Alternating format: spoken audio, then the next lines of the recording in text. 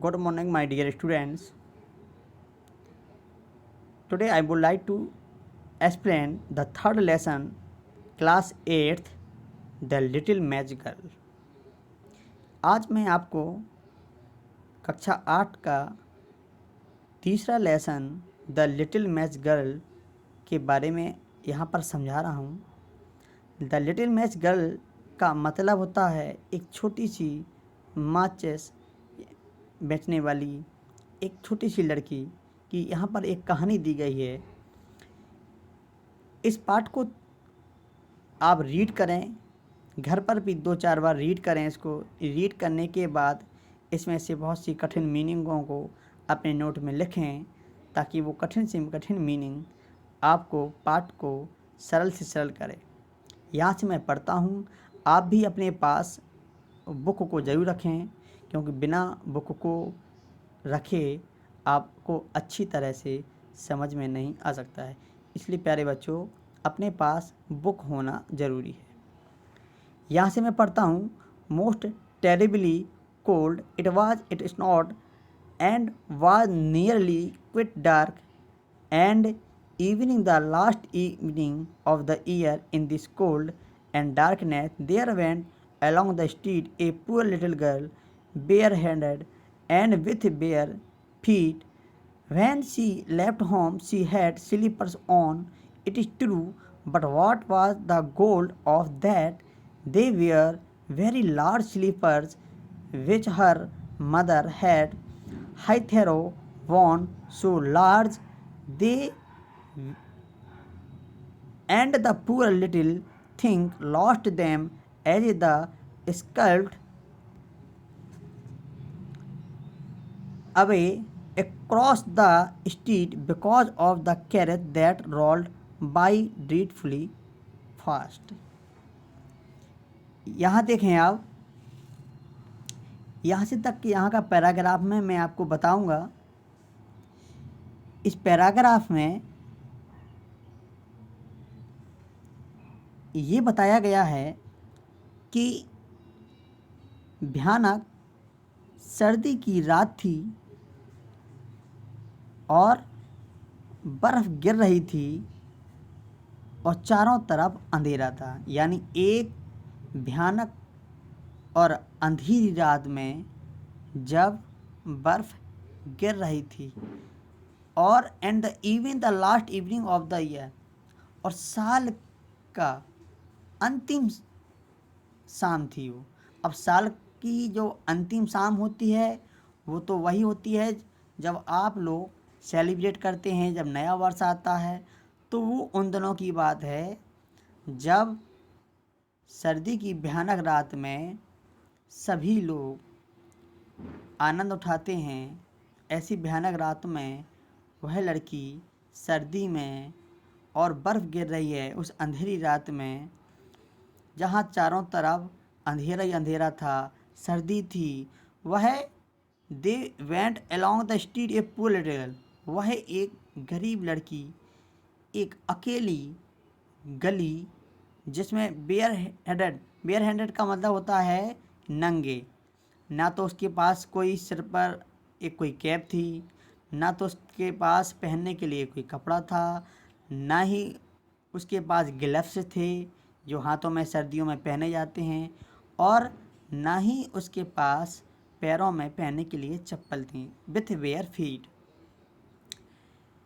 Bear headed का मतलब होता है नंगे। अब जब सर्दी होती है तो स्वेटर होना चाहिए, हमारे हाथों में ग्लव्स होना चाहिए, हमारे पैरों में जूते होना चाहिए। तो ऐसा ना हो करके उसके पास कुछ नहीं था। When she left home, she had slippers on, लेकिन जब वो घर से चली तो उसके पास स्लीपर थी। It is true, but what was the good of that? यह सत्य है कि इससे अच्छी और क्या बात होती है कि दे वेयर लार्ज स्लीपर, जो वो चप्पल, जो वो स्लीपर जो पहने हुए थी वो बहुत बड़ी थी। अब क्यों बड़ी थी?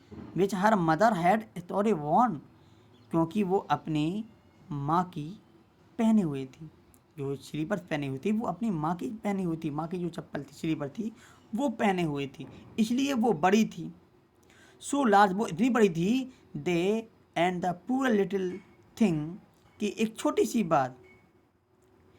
सी बात उसे as the scurfer away cross the street because of the two carry the road by the dreadfully fire. यानी छोटी सी बात, अब वो क्या बात थी कि जैसे ही उसने क्रॉस, मान लो सड़क पार की, यानी कोई गली, जैसे ही उसने जो है सड़क पार की, क्योंकि of the to carriage, carriage मतलब तो गाड़ी, तो दो गाड़ी जो है वो तेज़ी से जा रही थी, तो उसी समय जो है वो है निकलते समय उसकी जो चप्पल एक कहीं चली गई और एक जो चप्पल थी वो एक चप्पल वहीं पड़ी रह गई। अब आते हैं हम इस पैराग्राफ में। इस पैराग्राफ में देखें, one slippers now where to be found, the other had been laid hold of by an urchin head of ran with it. He thought it would do capitally for a cradle when he some day or other should have the children himself. उसकी जो एक sleeper थी वो कहीं जो है खो गई थी, और जो उसकी दूसरी थी laid hold of by an urchin, urchin का मतलब होता है शरारती लड़का, एक शरारती लड़का ने रख ली थी, ले गया था वो, and off the ran with it, और इसको लेकर वो भाग गया था। और एक स्लीपर तो उसकी सड़क पार करते समय उसकी खो गई थी, और जो एक चप्पल जो उसकी थी जो वहाँ पड़ी थी, तो वो एक शरारती लड़का था, वो उसको लेकर भाग गया। He thought it would do capitally for a long career when he some day or other should have the children himself। यानी इसका मतलब क्या है, उसने सोचा होगा, उस शरारती लड़के ने सोचा होगा कि ये पालने के लिए काम आएगा, मान लो ये झूले के लिए काम आएगा, cradle. when he some day or other, जब वह सम डे और या किसी दिन या अगले दूसरे दिन should have the children himself, जब उसके बच्चे होंगे। उसने सोचा जब मेरे बच्चे होंगे कहीं कल, तो ये उस समय ये काम आएगी, तो लेकर वो भाग गया शरारती लड़का। So the little maiden walked on with her tiny bare feet that were quite red and blue from cold. और वह छोटी सी लड़की on with her tiny bare, जो कुछ भी मतलब नंगे पैर थी, वो जो नंगे पैर जो है छोटी सी लड़की जो चल रही थी, that were quite red and blue, वो सर्दी से ठंड से उसके पैर जो हैं कैसे हो गए, लाल और नीले हो गए। सपोज दैट, जैसे कभी का आपने देखा होगा कि सर्दी होती है, और जब सर्दी का मौसम होता है तो आप देखना अपनी कभी नोज, जब सर्दी अधिक होती है तो नोज आपकी लाल हो जाती है, नीली हो जाती है, क्यों, अधिक सर्दी के कारण। ठीक उसी प्रकार she carried a quantity of match in an old apron and she held an bundle of them in her hand. अब देखिए इसका मतलब क्या है कि वह अधिक मात्रा में माचिस लिए हुई थी। इन एन ओल्ड एप्रॉन, एप्रॉन एक ड्रेस होता है, जो कपड़े होते हैं, जो पुरानी ड्रेस होती हैं, एक फ्रॉक होती है, एक कपड़ा होता है, तो उसमें वो लिए थी अधिक मात्रा में। And she held a bundle of them, और उनमें से जो कुछ जो पकड़े हुई थी इन हर हैंड, और अपने हाथ में, यानी कुछ जो माचिस थी वो अपने हाथों में लिए थी, और कुछ वो जो है जो कपड़ों में, उस कपड़े में, उस पुराने कपड़े में वो लिए हुए थी, ले जा रही थी। इसके बाद nobody had bought anything of her the whole livelong day, no one had given her a single farthing, यानी किसी ने उससे कुछ भी नहीं खरीदा। द होल लिविंग डे माना होता है पूरे दिन, यानी पूरे दिन किसी ने उस लड़की से एक भी माचिस नहीं खरीदी। और no one had given her a single farthing, farthing का मतलब होता है यहाँ पैसा, और किसी ने उसको एक भी सिंगल यानी एक भी रुपया नहीं दिया। आगे देखिए, she crept alone travelling with cold and hunger A picture of sorrow the poor little thing, यानी वह डर से, क्रेप्ट माना होता रेंगना, ट्रेवलिंग माना होता कांपना, वह जो है सर्दी से जो है कांप रही थी, और भूख से ए वेरी पिक्चर ऑफ, यानी ये एक दुख की एक तस्वीर है, एक दुख भरी ये तस्वीर है कि वह सर्दी से जो है कांप रही थी। द पुअर लिटिल थिंग, यानी वह छोटी सी बात, the flakes of snow covered her long hair, और स्नो का मतलब होता है बर्फ़, और फ्लैक्स का मतलब होता है जो बर्फ़ के जो गुच्छे होते हैं। हर लॉन्ग हेयर, यानी उसके जो है लंबे बालों को जो है ढके हुए थी, यानी जब बहुत सर्दी पड़ती है तो स्नो जब गिरती है ना तो पूरे बालों में वो ढक जाती है, यानी गिरने लगती है। Which fell in the beautiful curls around her necks, और उसके जो सुंदर से जो छल्ले होते हैं, सुंदर जो उसके छल्ले होते हैं, जो बर्फ़ के जो छल्ले होते हैं उसके गर्दन के चारों तरफ जो है वो गिरती है।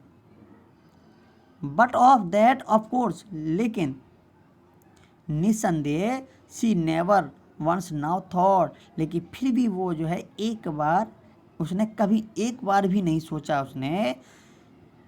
From all the windows the candles were gleaming and it smelled so deliciously of roast food, for you know it was the New Year's Eve. Yes, of that she thought, यानी उसने फिर भी एक बार भी नहीं सोचा कि इतनी सर्दी है और चारों तरफ जो है स्नो गिर रही है, यानी पूरा शरीर उसका कांप रहा है, फिर भी उसने नहीं सोचा। उसने सोचा कि कोई ना कोई तो ज़रूर इसको माचिस को खरीदेगा। From all the Windows, all यानी सभी खिड़कियों से मोमबत्तियाँ जल रही थीं। क्यों? क्योंकि न्यू ईयर्स का जब दिन होता है तो आपको पता है कि सभी जगह उजाला ही होता है, मोमबत्तियाँ जलती हैं, कहीं लाइट जलाई जाती हैं। And it smells so delicious of roast food, और बहुत ही अच्छी भोजन की स्वादिष्ट जो है खुशबू आ रही थी। फॉर यू नो, क्योंकि तुम जानते हो, it was the new years था। इसके बाद ऑफ दैट सी थॉट, उसने ये सोचा कि न्यू ईयर्स है, और सभी खिड़कियों से जो कैंडल्स थीं वो जगमगा रही थीं, और घरों से सुगंधित खुशबू भोजन की जो आ रही थी, तो वो जानती थी कि न्यू ईयर्स के दिन है। तो ये पैराग्राफ हमने यहाँ से जो यहाँ तक आपको जो बताया है, इसको फिर से देख लें, यहाँ से लेकर के और यहाँ तक इस पैराग्राफ को आप एक बार फिर से पढ़ना। ये पैराग्राफ 1 हो गया, और यहाँ से लेकर के पैराग्राफ 2 फिर आपको मैं समझाऊंगा। पहले आप इस लेसन को यहाँ से यहाँ तक पढ़ लें, इसकी जो मीनिंग दी गई हैं वो मीनिंग लिख लें, और अगला जो पार्ट आपको आएगा वो आगे आएगा। तो आज के लिए इतना ही है। धन्यवाद।